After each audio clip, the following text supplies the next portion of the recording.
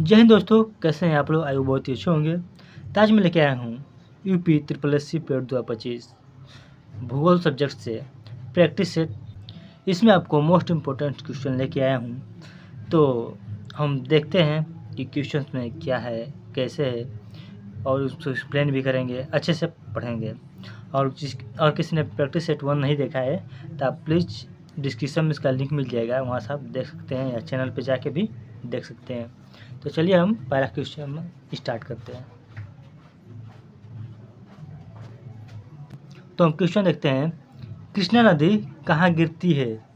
कृष्णा नदी कहाँ गिरती है? तो हमारा ऑप्शन है अरब सागर, बी बंगाल की खाड़ी, सी रन का कच्छ, और डी ताप्ती नदी। तो इसका राइट आंसर हो जाएगा बी बंगाल की खाड़ी। कृष्णा नदी बंगाल की खाड़ी में गिरती है। ठीक है, इसका हम थोड़ा सा व्याख्या देख लेते हैं। व्याख्या में क्या कह रहा है, कृष्ण नदी महाराष्ट्र से निकलकर मध्य प्रदेश व कर्नाटक होते हुए बंगाल की खाड़ी में गिरती है।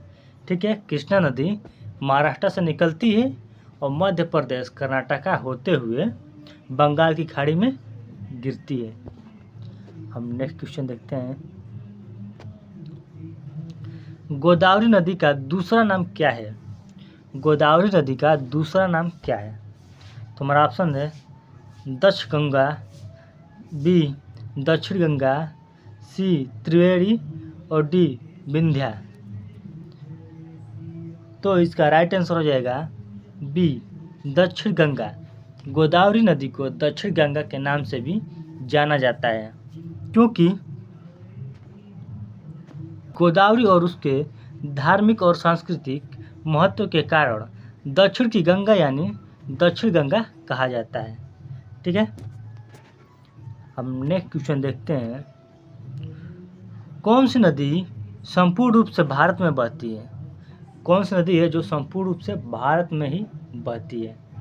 ठीक है, तो हमारा ऑप्शन है ए गंगा, बी ब्रह्मपुत्र, सी नर्मदा, और डी सतलुज। तो इसका राइट आंसर हो जाएगा सी नर्मदा। नर्मदा जो है पूर्ण रूप से भारत में ही बहती है। ठीक है, क्योंकि इसका विस्तार हम देख लेते हैं थोड़ा सा। नर्मदा नदी का संपूर्ण प्रवाह भारत में ही होता है, मध्य प्रदेश से निकलकर गुजरात में गिरती है। ठीक है, यह मध्य प्रदेश से निकलती है, नर्मदा नदी मध्य प्रदेश से निकलती है और गुजरात में गिरती है। हम नेक्स्ट क्वेश्चन कहते हैं, कौन सी नदी दक्कन पठार से निकलती है? कौन सी नदी दक्कन पठार से निकलती है? तो हमारा ऑप्शन है यमुना, बी कावेरी, सी घाघरा, और डी गंडक। तो इसका राइट आंसर हो जाएगा बी कावेरी। कावेरी नदी है जो दक्कन पठार से निकलती है। ठीक है, कावेरी नदी दक्कन पठार से निकलती है। तो इसका एक छोटा सा विस्तार भी देख लेते हैं। कावेरी नदी कर्नाटक राज्य के ब्रह्मगिरी पहाड़ों दक्कन पठार से निकलती है। ब्रह्मगिरी पहाड़ियों जैसे दक्कन पठार उसका नाम से भी जाना जाता है, वहाँ से निकलती है। कावेरी नदी कर्नाटक राज्य के ब्रह्मगिरी पहाड़ियों से निकलती है। ठीक है, हम नेक्स्ट क्वेश्चन देखते हैं, ताप्ती नदी किस समुद्र में गिरती है? ताप्ती नदी किस समुद्र में गिरती है? तो हमारा ऑप्शन है बंगाल की खाड़ी में, बी अरब सागर में, सी झील में, और डी लाल सागर में। तो इसका राइट आंसर हो जाएगा बी अरब सागर में। ताप्ती नदी अरब सागर में गिरती है। ठीक है, हम एक छोटा सा विस्तार इसका भी देख लेते हैं। ताप्ती नदी मध्य प्रदेश से निकलकर महाराष्ट्र और गुजरात से होती हुई अरब सागर में गिरती है। ठीक है, ताप्ती नदी मध्य प्रदेश से निकलती है, मध्य प्रदेश से निकलती है और महाराष्ट्र और गुजरात होते हुए अरब सागर में गिरती है। ठीक है, अब नेक्स्ट क्वेश्चन देखते हैं, कौन सी नदी नदियों की माँ मदर ऑफ रिवर कहलाती है?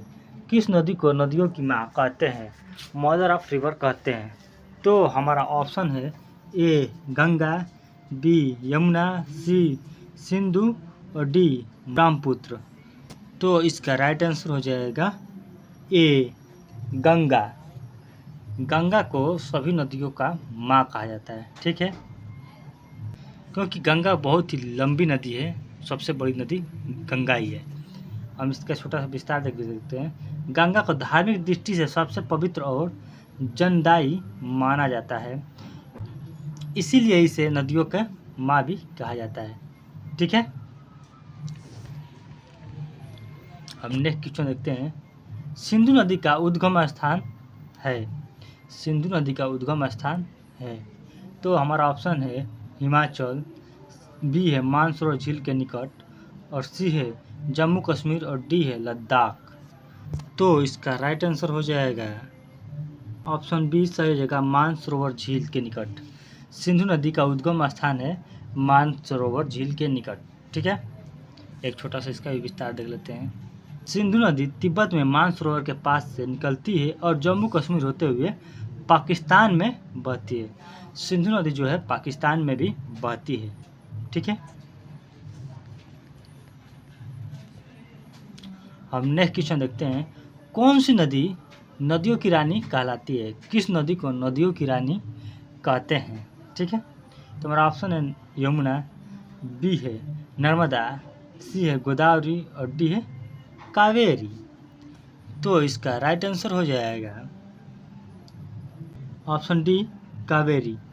कावेरी नदी को सभी नदियों का रानी कहा जाता है, ठीक है। इसका एक छोटा सा विस्तार भी देख लेते हैं। कावेरी नदी को दक्षिण भारत में नदियों की रानी कहा जाता है, क्योंकि यह अत्यधिक उपजाऊ और पवित्र मानी जाती है, ठीक है। कावेरी नदी को दक्षिण भारत में नदियों की रानी कहा जाता है। हम नेक्स्ट क्वेश्चन देखते हैं। कौन सी नदी महाराष्ट्र में उत्पन्न होकर बंगाल की खाड़ी में गिरती है? कौन सी नदी है जो महाराष्ट्र में उत्पन्न होकर बंगाल की खाड़ी में गिरती है? तो हमारा ऑप्शन है नर्मदा, बी है ताप्ती, सी है गोदावरी, और डी है यमुना। तो इसका राइट आंसर देखते हैं सी, गोदावरी। गोदावरी इसकी राइट आंसर हो जाएगी। गोदावरी जो है महाराष्ट्र से उत्पन्न होकर बंगाल की खाड़ी में गिरती है। तो इसका हम थोड़ा सा एक्सप्लेन भी देख लेते हैं।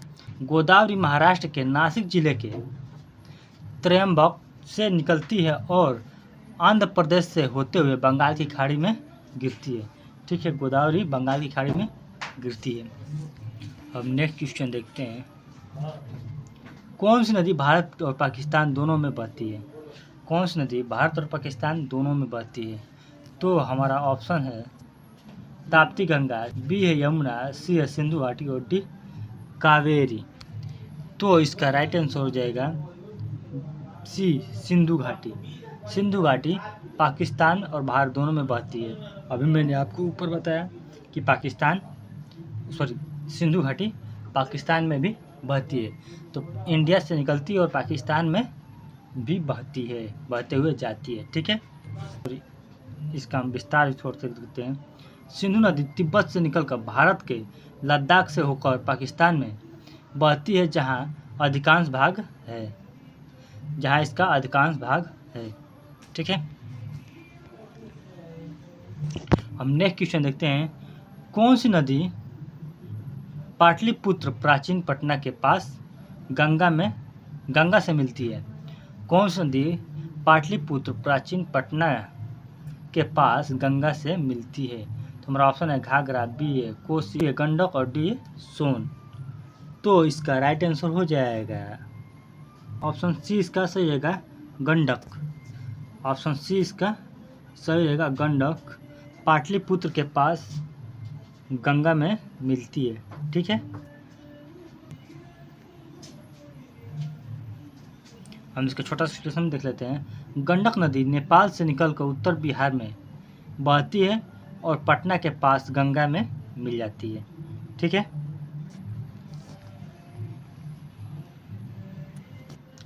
निम्नलिखित में से कौन सी नदी वर्ष भर बहती है?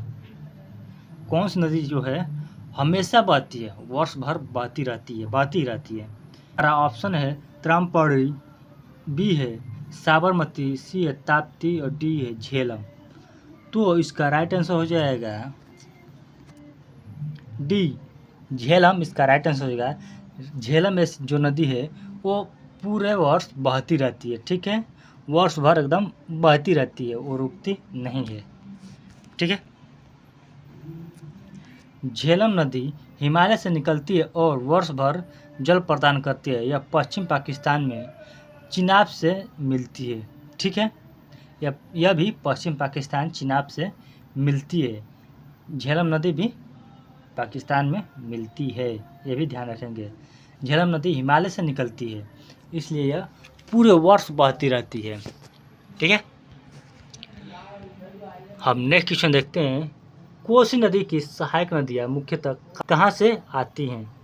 कोसी नदी की सहायक नदियाँ मुख्यतः कहाँ से आती हैं? तो हमारा ऑप्शन है अरावली, बी है विंध्याचल, सी है हिमालय और डी है सतपुड़ा।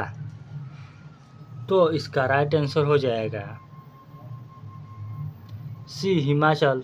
हिमाचल नदी जो है कोसी नदी की सहायक नदियाँ हैं, ठीक है। इसका एक छोटा सा एक्सपेरिमेंट देख लेते हैं। कोसी की लगभग सभी सहायक नदियाँ नेपाल और तिब्बत के हिमालय क्षेत्र से आती हैं, हिमालयी क्षेत्र से आती हैं, ठीक है। हम नेक्स्ट क्वेश्चन लेते हैं। कौन सी नदी अरब सागर में गिरती है? कौन सी नदी अरब सागर में गिरती है? तो हमारा ऑप्शन है गंगा, बी है कावेरी, सी है नर्मदा, डी है महानदी। डी है महानदी। तो इसका राइट आंसर हो जाएगा सी नर्मदा। नर्मदा जो है नदी है जो अरब सागर में गिरती है, ठीक है। इसका हम छोटा एक्सप्लेनेशन देख लेते हैं। नर्मदा पश्चिम दिशा से बहती है और अरब सागर में गिरती है। यह मध्य भारत की मुख्य नदियाँ है, प्रमुख नदी है, ठीक है। यह मध्य भारत की प्रमुख नदी है। हम नेक्स्ट क्वेश्चन लेते हैं। साबरमती नदी कहाँ गिरती है? साबरमती नदी कहाँ गिरती है? तो हमारा ऑप्शन है बंगाल की खाड़ी, बी अरब सागर, सी झील और डी कच्छ का रण। कच्छ का रण। तो इसका राइट आंसर हो जाएगा बी। इसका राइट आंसर हो जाएगा अरब सागर। साबरमती नदी अरब सागर में गिरती है, ठीक है। इसका एक छोटा सा एक्सप्लेन देख लेते हैं। साबरमती गुजरात की एक प्रमुख नदी है जो संभात की खाड़ी मतलब अरब सागर में गिरती है, ठीक है। साबरमती अरब सागर में गिरती है। हम नेक्स्ट क्वेश्चन लेते हैं। कौन सी नदी भारत में सबसे अधिक राज्यों से होकर बहती है? कौन सी नदी भारत में सबसे अधिक राज्यों से होकर बहती है? तो हमारा ऑप्शन है गंगा, बी गोदावरी, सी यमुना और डी कृष्ण नदी। तो इसका राइट आंसर हो जाएगा गंगा। गंगा नदी जो है भारत के सभी राज्यों में लगभग बहती है, ठीक है। एक छोटा सा एक्सप्लेन भी देख लेते हैं। गंगा उत्तराखंड, उत्तर प्रदेश, बिहार, झारखंड और पश्चिम बंगाल से होते हुए बहती है, ठीक है। हम नेक्स्ट क्वेश्चन देखते हैं। कौन सी नदी बंगाल की खाड़ी में नहीं गिरती है? कौन सी नदी बंगाल की खाड़ी में नहीं गिरती है? तो ऑप्शन है गंगा, बी गोदावरी, सी नर्मदा, डी कावेरी। तो इसका राइट आंसर हो जाएगा नर्मदा। सी ऑप्शन सही जगह। नर्मदा नदी है जो बंगाल की खाड़ी में नहीं गिरती है, ठीक है। नर्मदा नदी अरब सागर में गिरती है, ये ध्यान रखेंगे। इसका एक छोटा सा एक्सप्लेन देख लेते हैं। नर्मदा पश्चिम की ओर बहती है और अरब सागर में गिरती है, जबकि अन्य सभी बंगाल की खाड़ी में गिरती है, ठीक है। हम नेक्स्ट क्वेश्चन देखते हैं। कौन सी नदी भारत नेपाल सीमा बनाती है? कौन सी नदी भारत नेपाल सीमा बनाती है? तो ऑप्शन है गंडक, बी घाघरा, सी कोसी और डी महाकाली शारदा, ठीक है। तो इसका राइट आंसर हो जाएगा महाकाली शारदा। महाकाली शारदा जो है भारत नेपाल सीमा बनाती है, ठीक है। इसका एक छोटा सा एक्सप्लेन देख लेते हैं। शारदा या महाकाली नदी भारत और नेपाल के बीच प्राकृतिक सीमा बनाती हैं, ठीक है। तो बस आज के लिए इतना ही। कल मिलेंगे फिर नए टॉपिक और नए वीडियो और नए अच्छे क्वेश्चनों के साथ। तो इसका जो भी कोई फर्स्ट से पार्ट नहीं देखा है तो प्लीज़ उसको देख लीजिएगा, क्योंकि उसका लिंक डिस्क्रिप्शन में दे दूँगा, या आप चैनल पे भी जाके देख सकते हैं। तो थैंक यू आज के लिए बस।